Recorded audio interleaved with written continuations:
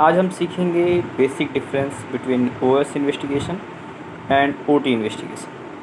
The OS investigations are generally done when your results falls your outside of your predetermined specification limits, and OT's investigation are done when your results falls outside of your predetermined trend limits.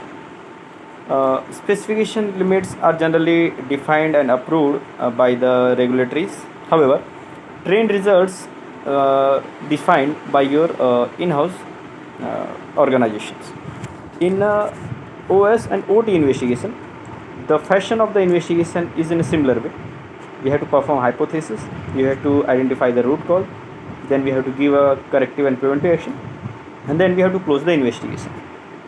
In the OS investigation, there is a two guideline for the OS. That is, the first one is a USFDA and second one is MHRA. However, there is no such guideline for the OT results by either by USFDA or MHRA. However, number of pharmaceutical companies perform the investigation whenever they got an OT results. OS investigations are generally required to identify the failure of your batches, that is either due to your laboratory error or either due to your manufacturing process. Similarly, fashion in OT results also you have to perform the similar investigation. However, the OT criteria has been decided in two ways. First way is 3 sigma value, and second way is for a particular percentage difference from your current and previous stability stations. The first criteria what I said, that is a 3 sigma value. 3 sigma value is generally applied for the release batches, that is the raw material and finished product itself, and in process batches. So the 3 sigma value is defined the deviation from your target value. So the sigma is what? Standard deviation of your predetermined batches results.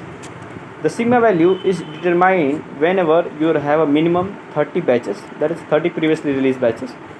If you have a 30 released batches data, so you have to identify first the standard deviation of the results of your 30 batches, then multiply it by 3 times, so you will get a certain value. For example, if I consider a standard deviation as a 0.5, so if I apply 3 times the standard deviation, that will be 1.5%. If I consider my target value of 30 batches is 100%, means my average of 30 batches is 100%, so my trade limit will be 3 sigma plus and 3 sigma minus of my target value.